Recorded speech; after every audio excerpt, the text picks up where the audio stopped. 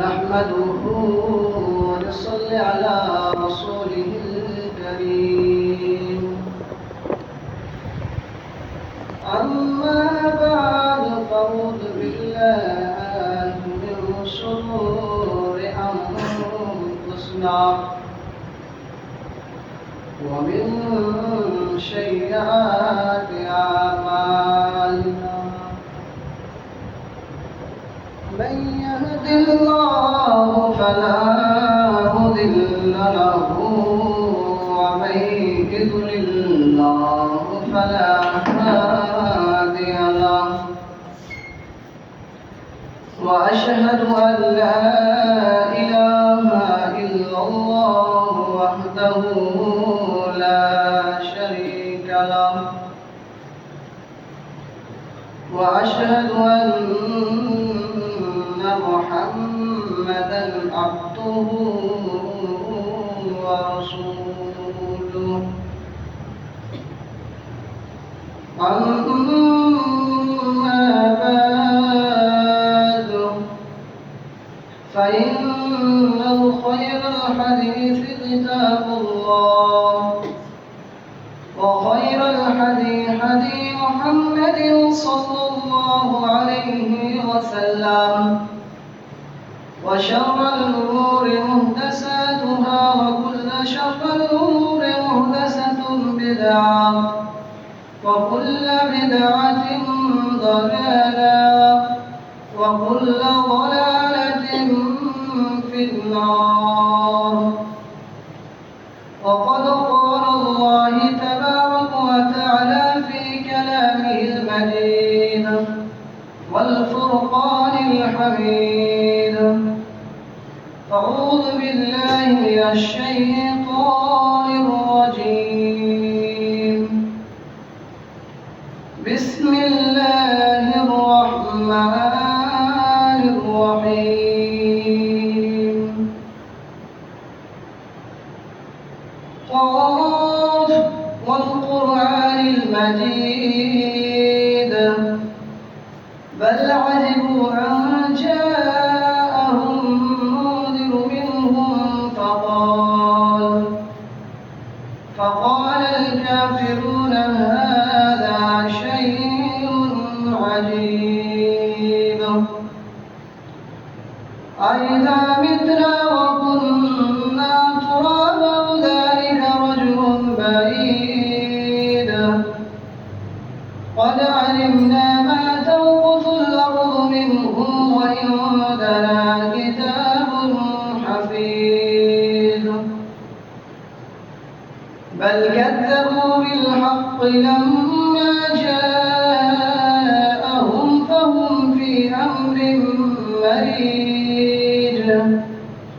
أفلم ينظروا إلى السماء فوقهم كيف بنيناها وزيناها وما لها من فروج.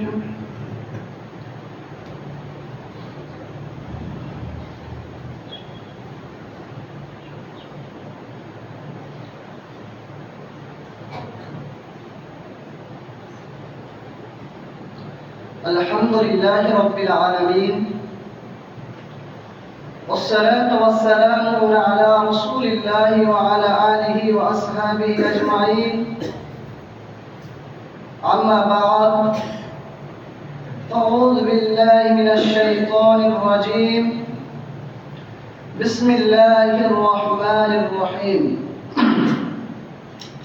يا أيها الناس اتقوا ربكم الذي خلقكم من نفس واحدة وخلق منها زوجها وبث منهما رجالا كثيرا ونساء. واتقوا الله الذي تساءلون به والأرحام إن الله كان عليكم رقيبا.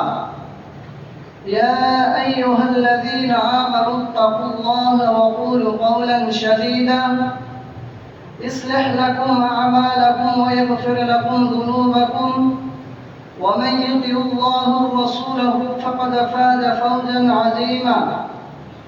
وقد قال الله تبارك وتعالى في كلامه المجيد والفرقان الحميد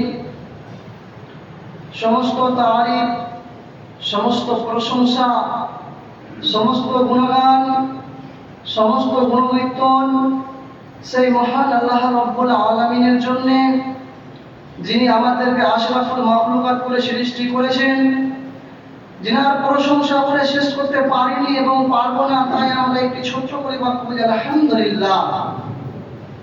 সারা বিশ্বের নবী মা আমিনাল্লাহ আহমদ মুস্তাফা মুহাম্মদ মুস্তাফা রাসূল সাল্লাল্লাহু আলাইহি ওয়াসাল্লামের উপর লাখো লাখো কোটি কোটি সালাম বর্ষিত হোক। আল্লাহুম্মা সাল্লি আলাইহি আল্লাহুম্মা বারিক আলাইহি। সম্মানিত উপস্থিত, আজকে আপনাদের সামনে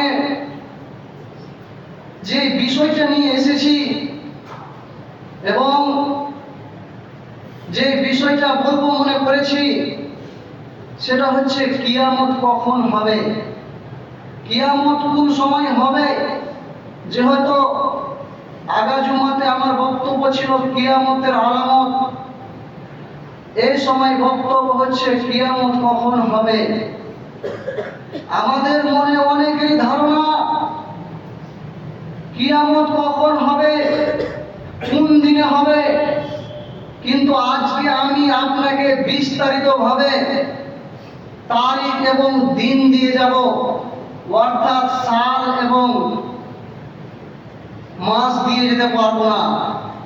কারণ কিয়ামত কখন হবে সেই মহান আল্লাহ রাব্বুল আলামিন জানেন, কিন্তু মহান আল্লাহ রাব্বুল আলামিন হাদিস এবং কোরআনের মধ্যে ঘোষণা করে দিয়েছেন কিয়ামত এই দিনে হবে, কিয়ামত এই মাসে হবে এবং কিয়ামত এই তারিখে হবে। কিন্তু আপনাকে আমি মাসের কথাও বলে দিতে পারবো, তারিখের কথাও বলে দিতে পারবো কিয়ামত কখন হবে, কিন্তু আপনাকে কোন সালে হবে, কোন মাসে হবে এই কথা বলার ক্ষমতা নাই আমার, একমাত্র আল্লাহ ছাড়া।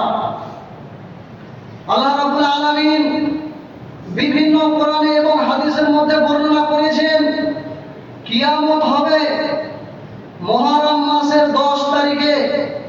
সেই মুহররম মাসের 10 তারিখে অর্থাৎ জুমার দিন, সেই দিন কিয়ামত হবে। এখন আপনিও বলতে পারবেন না এবং আমিও বলতে পারবো না মুহররম মাসের 10 তারিখে যে কিয়ামত হবে 2025-এ হবে কি 2026-এ হবে কি 2027-এ হবে, আমরা কেউই জানি না, একমাত্র আল্লাহ রাব্বুল আলামিন ছাড়া।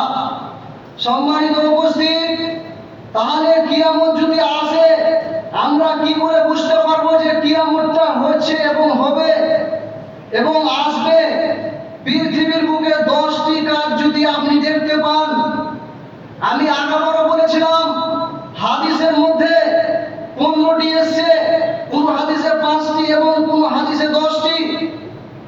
তো আমি আপনাকে বলি এই 10টি যদি আপনি পৃথিবীর বুকে চলাফেরার মাধ্যমে দেখতে পান, তাহলে মনে রাখবেন যে কিয়ামত রাউন্ড দিতে লেগেছে, কিয়ামত চলে আসছে। যায়েদ রাদিয়াল্লাহু তাআলা আনহু উনি একটি নৌকাতে অনেক বড় নদী পার হচ্ছে, নদী পার হতে হতে ঝড়ের মুখে পড়ে তার নৌকার দিশা হারিয়ে সে একটা দ্বীপে যে ধাক্কা লেগে তার জ্ঞান ফিরে। হযরতে যায়েদ রাদিয়াল্লাহু তাআলা আনহু জ্ঞান ফেরার পরে তখনই নৌকা থেকে নেমে উনি পাহাড়ের দিকে আগাইতে লাগলেন। পাহাড়ের দিকে আগাইতে আগাইতে একজন ব্যক্তিকে দেখতে পারলেন, ওর শরীরে এবং দেহের ভিতরে অনেক বড় বড় চুল রয়েছে, অনেক বড় বড় গায়ের চুল রুম রয়েছে। সেই লোকটাকে জিজ্ঞাসা করলে যে তুমি কে? তখন উনি বললেন, যায়েদ রাদিয়াল্লাহু তাআলা বললেন যে আমি এই এলাকাতে থাকি এবং এই জঙ্গলে বসবাস করি। সেই লোকটি তখন বললেন যায়েদকে, তুমি একটু আগিয়ে দিকে আগিয়ে যাও, একটু তুমি আগা দিকে আগিয়ে যাও, একটু তুমি পাহাড়ের গভীর দিকে চলে যাও, তাহলে তুমি দাজ্জালকে দেখতে পাবে। সে যখন যায়েদ রাদিয়াল্লাহু তাআলা যখন দাজ্জালের কাছে যায়, তখন দাজ্জাল তাকে বলছে পৃথিবীর বুকে কেমন কি ঘটনা চলছে। তখন যায়েদ রাদিয়াল্লাহু তাআলা আনহুকে জিজ্ঞাসা করছেন দাজ্জাল, কি জিজ্ঞাসা করছেন? ফোরাত নদী কি শুকিয়েছে? যেটা হচ্ছে ফোরাত নদী, সেই নদী কি শুকিয়েছে? সেই নদী শুকাই গেলে আমি এখান থেকে চলে যাব, আল্লাহ আমার শক্তি এবং ক্ষমতা দিয়ে দিবেন। যখনই ওই ফোরাত নদী নিয়ে এই পৃথিবীর মানুষ সোনার পাহাড় নিয়ে মারামারি কাটাকাটি করবে, সেই দিন আল্লাহ আমাকে ছাড় দিবে এবং আমি সেই পাহাড় থেকে সেই দুনিয়ার বুকে যে আগমন করব। আমি একটা কথা বলেছিলাম, আব্দু খান মানে ধোঁয়া, ধোঁয়াটা আমাদের জীবনের বুকে চলে এসেছে। আর যেটা হচ্ছে মেন ধোঁয়া, সেই কিন্তু কিয়ামতের দিন আসবে। এবং যেগুলা রাউন্ড ধোঁয়া, সেগুলা কিন্তু জমিনের বুকে চলছে এবং আমরা চালাচ্ছি এবং দেখছি। আল্লাহ রাব্বুল আলামিন কি 10টার কথা বলেছেন? জমিনের বুকে অর্থাৎ পৃথিবীর বুকে কি 10টা জিনিস ঘটলে কিয়ামত আসবে এবং কিয়ামত হবে।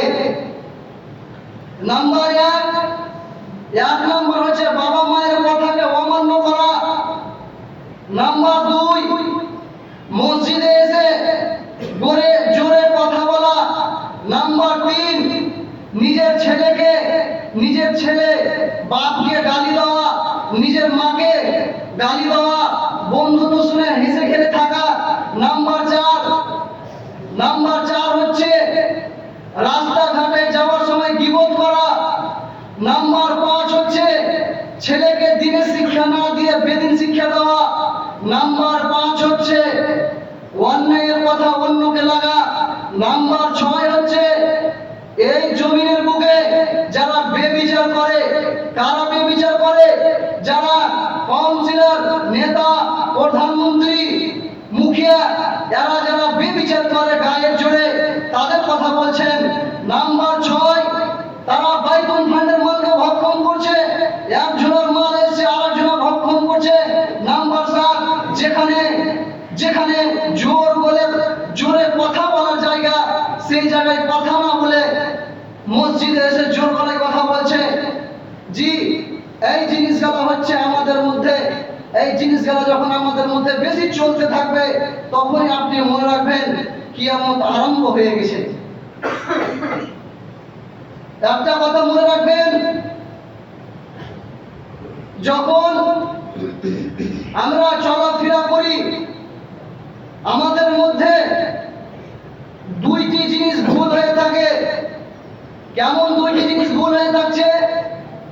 আমরা অন্যর কথা অন্যকে লাগাই এবং সেই কথাগুলি আবার চায়ের দোকানে যেয়ে আবার সেই কথাটাকে বড় করে গীবত করি।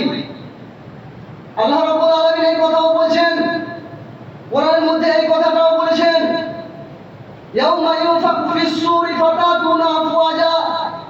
কিয়ামতের মানুষ, এই দুনিয়ার মানুষ, তোমরা সাবধান হয়ে যাও, তোমরা সতর্ক হয়ে যাও।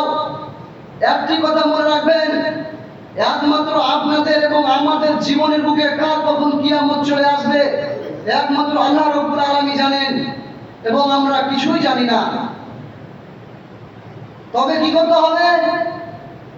আমাদেরকে সুন্দরভাবে চলাফেরা করতে হবে, আমাদেরকে সুন্দরভাবে মানুষের সঙ্গে সাক্ষাৎ করতে হবে, আমাদেরকে ছেলে মেয়েকে সুন্দরভাবে দিন শিক্ষা দিতে হবে। কিন্তু তা আজকে আমরা না করে, তা আজ আমরা না বুঝে, আজকে আমরা ছেলে মেয়েকে বেদিন শিক্ষা লেখাপড়া করাই, বেদিন শিক্ষা লেখা করাই। একটি কথা মনে রাখবেন, আপনারা সবাই জানেন বাংলা, হিন্দি, ইংরেজিকে বলা হয় ইংলিশ ভাষায় জেনারেল। জি, কি ভাষা বলা হয়? জেনারেল ভাষা বলা হয়। আর দিন শিক্ষার পড়াটা বা আমল ইবাদত করাটা একটা গুরুত্বপূর্ণ ইবাদত বলা হয়।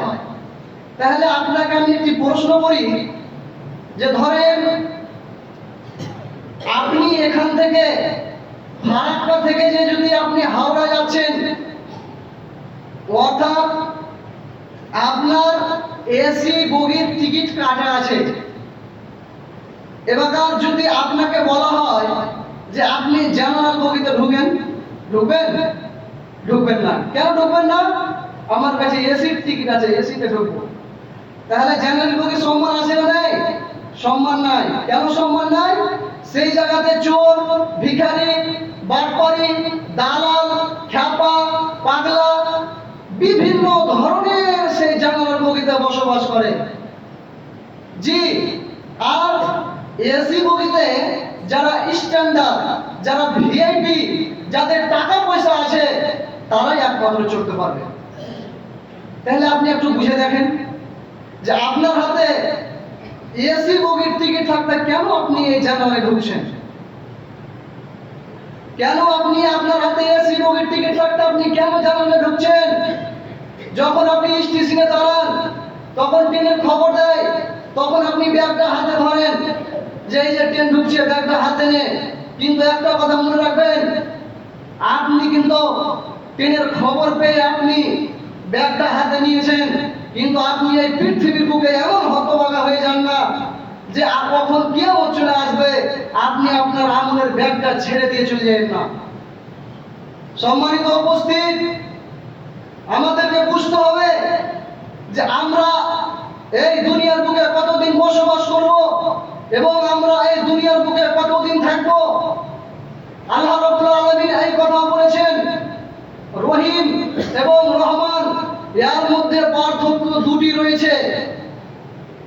রহিম এবং রহমান পার্থক্য দুটি, নাম কিন্তু একটাই। আমাদের মধ্যে কেউ ভাজা বলি, কেউ মুড়ি বলি, নাম কয়টা? দুটা, কিন্তু কাজ একটাই। তো ঠিক তেমনই আল্লাহ রাব্বুল আলামিন আমাকে বলছেন যে আমার নাম দুটি কিন্তু কাজ একটাই। আমি এখন কি আছি? রহমান আছি। যেদিন রহিম হয়ে যাব সেদিন তোমরা বুঝতে পারবে। কি বুঝতে পারবে? আপনাকে আমি একটা ভালো করে মনোযোগ দিয়ে শুনবেন। ধরেন আপনার বা আমার কথা বলছি বোঝানোর জন্য। ধরেন আমার দুটো স্ত্রী, বোঝানোর জন্য বলছি, এটা ভেবে নিয়ে মানে ঠিকই বলছে। আমার দুটো স্ত্রী, প্রথমকার স্ত্রী মারা গেছেন, 3 থেকে 3.5 বছরের বাচ্চা রয়েছে। প্রথমকার স্ত্রী যেটা মারা যায়, 3 থেকে 3.5 বছরের বাচ্চা রয়েছে। আমি আরেকটা আবার দ্বিতীয় স্ত্রী করলাম, সেই দ্বিতীয় স্ত্রীর সন্তান হয়েছে 2 থেকে 2.5 বছরকার। ধরেন আপনি আমাদের বাড়ি গেলেন, আপনারা স্বামী স্ত্রী মিলে এক রুমে আমি বসে আছি, আর এক রুমে আমার স্ত্রী এবং আপনার স্ত্রী বসে গল্প করছে। আর সেই সময় নিজের ছেলেটাকে এত সোহাগ যত্ন আদর করছে। আমার বাড়ি থেকে যে আপনারা বাড়িতে গল্প করছেন কি যে আমাদের ইমাম সাহেবের স্ত্রীটা কতই সুন্দর, যে নিজের ছেলেকে এতটুকু ভালোবাসে, এতই যত্ন করে, কিন্তু আমরা নিজের সন্তানকে কোনোদিন যত্ন করলাম না। আপনি এই কথাটা জানতে পারলেন, কিন্তু আর আপনি গোটা রহস্যটা জানেন না। আপনারা বাড়ি যাওয়ার পর যে আজ্ঞার স্ত্রীর পক্ষে যে আমার সন্তানটা ছিল, সেই ধুলা বালিতে খেলে এসে গা হাতে ফুটা টুটা লাগিয়ে এসে তার সৎ মাকে বলছে যে আম্মা তুমি আমাকে পানি দাও। সে জবাব দিয়ে কি বলছেন? সে বলছেন তোমাকে পানি দিতে পারবো না, তুমি নিজে হাতে ঢেলে খাও। তুমি নিজে হাতে ঢেলে খাও, তোমার হাত রয়েছে, পা রয়েছে, তুমি নিজে হাতে ঢেলে খাও, তোমাকে পানি ঢেলে দেব না। তো এই কথাই আল্লাহ রাব্বুল আলামিন বলছেন, আজকে আমি রহিম আছি, রহমান আছি, যেদিন আমি রহিম হয়ে যাব সেদিন তোমরা বুঝতে পারবা যে এই দুনিয়ার বুকে করণীয়টা কি। তখন আল্লাহ রাব্বুল আলামিন বলছেন, এই পৃথিবীর বুকে যখন ওই নিজের ছেলেকে নিজভাবে আদর করে, অর্থাৎ যেটা তার সতের বাচ্চা, যেটা তার আজ্ঞার পক্ষের বাচ্চা, সেই বাচ্চাকে কিন্তু আদর করে না। কেন আদর করে না? একই ফ্যাক্টরি, কিন্তু ফ্যাক্টরিটা আলাদা। একই পানেরই, কিন্তু ফ্যাক্টরিটা দুই রকম। কেন দুই রকম? একজনা নিজের মায়ের পেটের, আর একজনা হচ্ছে অপর পেটের। তাই জন্য নিজের সন্তানকে একটু পায়ের তলায় ধুলাও লাগতে দেয় না। কেন লাগতে দেয় না? সেই ধুলা যদি তার শরীরে লেগে যায়, সেই ধুলা যদি তার গায়ে লেগে যায়, তবে তার মায়ের কলিজাটা কেটে যায়। আর যে সন্তানটা এবং যে ইয়াতিম বাচ্চাটা 2 থেকে 2.5 বছর বয়স হয়ে গেল, সেই বিভিন্ন জায়গায় খেলে ধুলা বালিতে মাটিতে এসে বলছে, মা তুমি আমাকে 1 গিলাস পানি দাও। তার সৎ মা বলছে, তোমার 2টি হাত রয়েছে, তোমার 2টি পা রয়েছে, তুমি ঢেলে খেয়ে নাও, সেই পানি আমি তোমাকে দিব না। তেমন আমার আল্লাহ রাব্বুল আলামিন বলছেন, আজকে আমি রহিম আছি রে, যেদিন রহিম রহমান হয়ে যাব। আজকে আমি রহিম আছি, যেদিন আমি রহমান হয়ে যাব। কিয়ামতের দিন আমি কামড়ির দিকে তাকাবো না। কাদের দিকে তাকাবো? যারা আমার হাদিস কোরআন থেকে উঠে এসেছে। জি, এই কথাও বলছেন, যারা আমার হাদিস কোরআন থেকে উঠে এসেছে তাদের দিকে তাকাবো। যেমন নিজের সৎমা ছেলেকে ঘৃণা করছে, যে তোর দিকে দেখবো না, তোর হাত আছে পা আছে, তুই খেয়াল লাগা। তো আল্লাহ রাব্বুল আলামিন এই কথা বলছেন যে আমি রহিম আছি, যেদিন রহমান হয়ে যাব ওদিন তোমরা বুঝতে পারবে।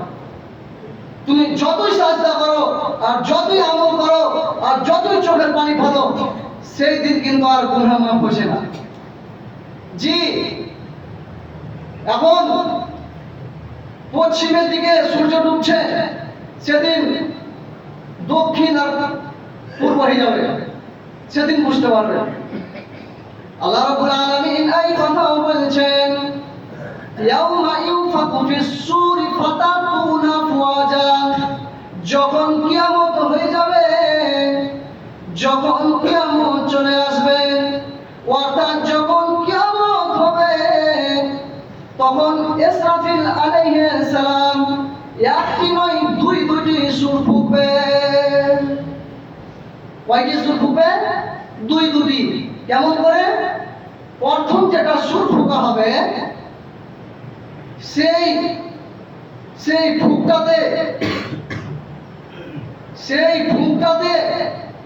যাদের ভিতরে সামান্য পরিমাণ ঈমান থাকবে, সেই লোকেরা সেই ফুঁকের মানে বাঁশির আওয়াজ শুনে সেই হাঁটতে লাগবে এবং চলতে লাগবে।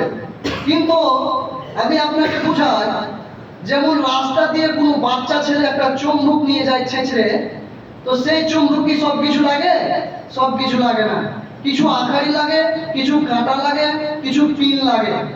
জি, তো এক ফুক মারার পরে যখন যাদের ভিতরে ঈমান আছে তারা আল্লাহ রাব্বুল আলামিনের দিকে আকৃষ্ট থাকবেন, এবং যখন দ্বিতীয় ফুক মারা হবে, তখন যত পৃথিবীর বুকে পাপী ধাপি, চোর বাটপার বেঈমান, মদখোর জুয়াখোর সুদখোর হারামখোর যতই আছে, সে তার ফুকে চলতে লাগবে। তো যারা জমিনের বুকে বসবাস করবে তারা বলতে লাগবে, আল্লাহ রাব্বুল আলামিন সূরা জিলজালের মধ্যে বলেছেন, আয়াত নম্বর 1, ইযা যুলজিলাতিল আরযু জিলজালাহা। তারা বলবে যে এই দুনিয়ার বুকে কিসের এত ঝটকা আসছে, কি হলো দুনিয়াতে, কেমন হয়ে যাচ্ছে, কারণ কি? আল্লাহ রাব্বুল আলামিন এই কথাও বলছেন, ওয়াকাল আল ইনসানু মা লাহা। তখন মানুষ আত্মহত্যা করবে, অর্থাৎ নিজের বিবেক কাজে আসবে না, এবং সেই দিন কোরআন হাদিসের ইলম উঠে যাবে। আল্লাহ রাব্বুল আলামিন আরেকটা হাদিসের মধ্যে বর্ণনা করেছেন, وقال سمعت رسول الله صلى الله عليه وسلم, পৃথিবীর বুকে যতদিন আল্লাহ ওয়ালা এবং আল্লাহ ওয়ালি থাকবে ততদিন কিয়ামত হবে না। তাহলে আমরা কি সবাই আল্লাহ ওয়ালা? আমরা কি সবাই ঈমানদার? জি না। তাহলে আল্লাহ রাব্বুল আলামিন কি বলছেন? আম গাছে আম হয়, পৃথিবীতে আম গাছ না থাকলে আম হবে না।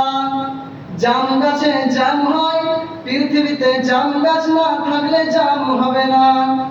ওই লাগি আল্লাহ রাব্বুল আলামিন বলছেন যে এই পৃথিবীর বুকে যতদিন পর্যন্ত আল্লাহ ওয়ালি এবং আল্লাহ ওয়ালা থাকবে ততদিন পর্যন্ত কিয়ামত হবে না।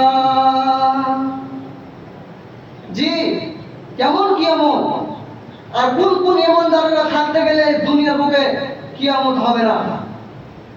আল্লাহ রাব্বুল আলামিন এই কথাই বলছেন, যদি গোটা ভারতবর্ষের লোক বেঈমান হয়ে যায়, চোর হয়ে যায়, বাটপার হয়ে যায়, চুগলিখোর হয়ে যায়, আর এই জালাতি টোর মাটিতে যদি একটি ঈমানদার থাকে, একটি আল্লাহওয়ালা থাকে, আল্লাহকে দেখে ভয় করে, তৌহিদের সাথে আল্লাহকে স্বীকার করে, অর্থাৎ চলাফেরার মাধ্যমে আল্লাহর জিকির করে, ততদিন পর্যন্ত কিয়ামত হবে না। জি, ততদিন পর্যন্ত কিয়ামত হবে না। এখন পর্যন্ত আমরা বুঝতে পারি না যে এই পৃথিবীর বুকে কে জান্নাতে যাবে এবং কে জাহান্নামে যাবে। আমাদের মনের ধারণা একটাই, আল্লাহ রাব্বুল আলামিন যেহেতু আমাদের দুটি হাত দিয়েছে, দুটি পা দিয়েছেন, কিসের জন্য? কোনো মানুষকে যদি জিজ্ঞাসা করা হয় তাহলে বলবে চলাফেরার জন্য, কাম কাজ করার জন্য। জি, এই কথাটি আমি কয়েকবার বলেছি, কিন্তু আবারও বলছি যে পৃথিবীর বুকে আমরা ইনসান এবং মানুষই কাজ করে, না তো এই পৃথিবীর বুকে কোনো মানুষই কাজ করে না। জানোয়ার থেকে নিয়ে বলেন, জীবজন্তু থেকে নিয়ে বলেন, পৃথিবীর মধ্যে যত সমস্ত পাখি রয়েছে, পিঁপড়া রয়েছে, সমুদ্রের মাছ রয়েছে, তারা কি কাজ করে? জি না, করে না। তাহলে আমরা করি কিসের কারণে? খাওয়ার কারণে।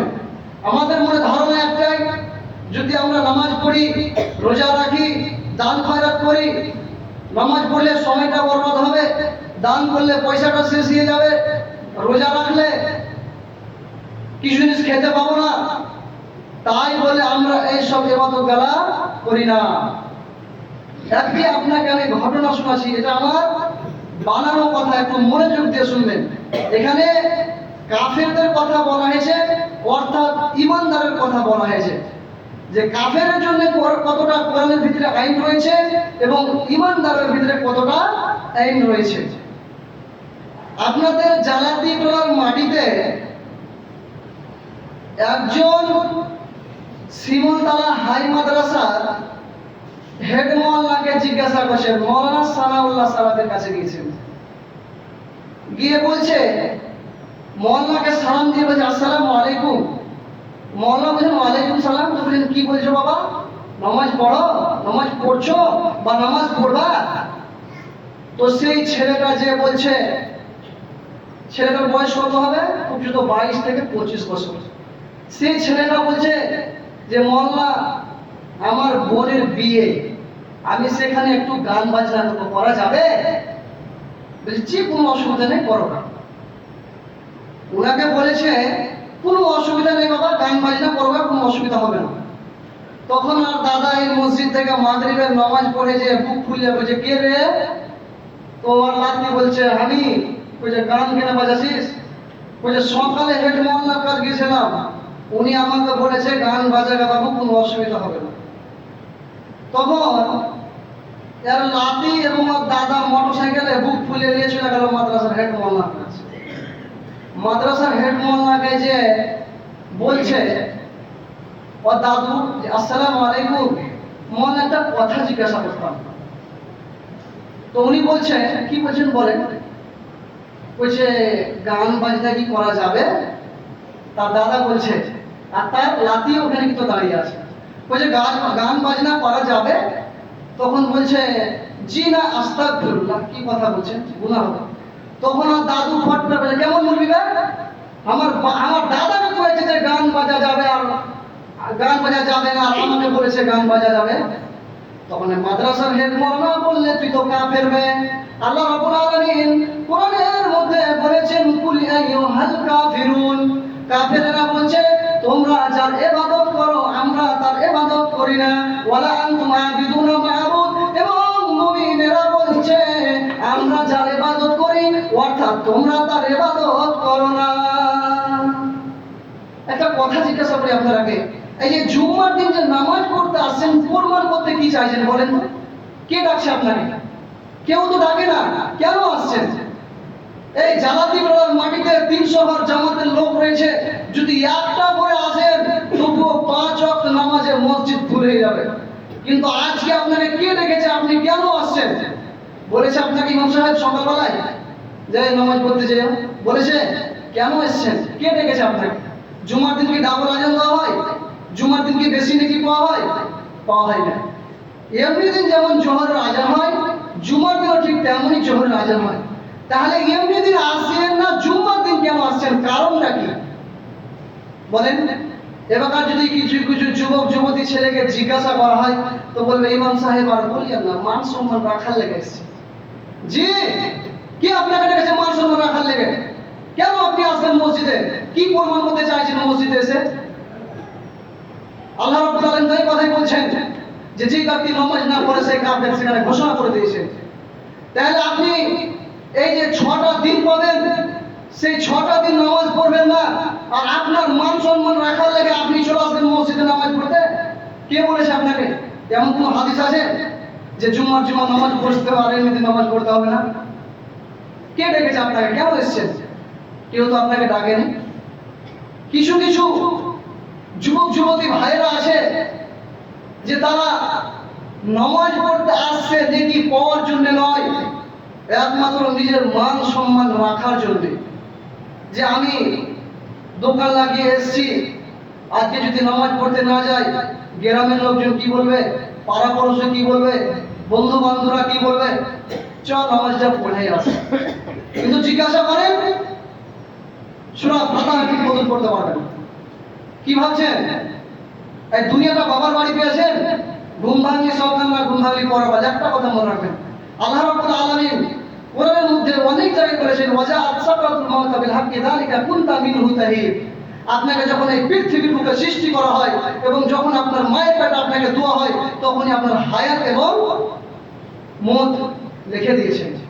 আপনাকে আমি একটা কথা বলি, যে আম বা লেচু যেগুলির মূল ধরে সেই মূলে কি সম্পূর্ণ লিচু হয়?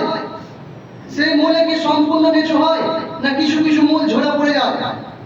ওটাই কথা মনে রাখবেন যে একটা আমের কাছে যদি সম্পূর্ণ মূল না ধরে আর যদি মূল পড়ে যায়, যদি কিছুটা পরে আর কিছুটা আম ধরে, তো ওটাই কথা আপনাকে রাখতে হবে যে এই পৃথিবীর বুকে যে আমি বসবাস করছি আমার কোনো গ্যারেন্টি নাই। হয়তো এই দিকের মধ্যে আমরা কেউ বয়স্ক হব, কেউ চ্যাংড়া হয়ে থাকবো, দুনিয়া ছেড়ে যেতে হবে, কেউ হয়তো ছোট হয়ে থাকবে, দুনিয়া ছেড়ে যেতে হবে। আর এবং কেউ কেউ আছে যে 100 প্লাস পার করে দেবে, আছে কি নাই? আছে। ঠিক তেমনই লক্ষ্য করবেন যে কিছু কিছু গাছের আম আছে পেকে যাওয়ার পরেও এত ঝড় বাতাসও করবে না, ওকে ফেলতে হবে। ঠিক তেমনই আপনাকে এটাই কথা মনে রাখতে হবে যে আল্লাহ রাব্বুল আলামিন আমাদেরকে যখন সৃষ্টি করেছে তখনই আমাদের এবং মওত এবং হায়াত রেখে দিয়েছে। তাহলে আমরা আল্লাহর কাছে দোয়া করব, হে আল্লাহ রাব্বুল আলামিন তুমি আমাদেরকে প্রত্যেককে 5 ওয়াক্ত নামাজ পড়ার তৌফিক দান করিও। আল্লাহ রাব্বুল আলামিন তুমি আমাদেরকে রাস্তাঘাটে চলার মাধ্যমে তুমি মা বাবা ছেলে মেয়ে সবাইকে হেদায়েত দান করিও। আমিন। أعوذ بالله من الشيطان الرجيم بسم الله الرحمن الرحيم اللهم صل على محمد وعلى آل محمد كما صليت على إبراهيم وعلى آل إبراهيم إنك حميد مجيد اللهم بارك على محمد وعلى آل محمد كما باركت على إبراهيم وعلى آل إبراهيم إنك حميد مجيد ربنا تقبل منا إنك أنت السميع العليم والسلام على المرسلين الحمد لله رب العالمين.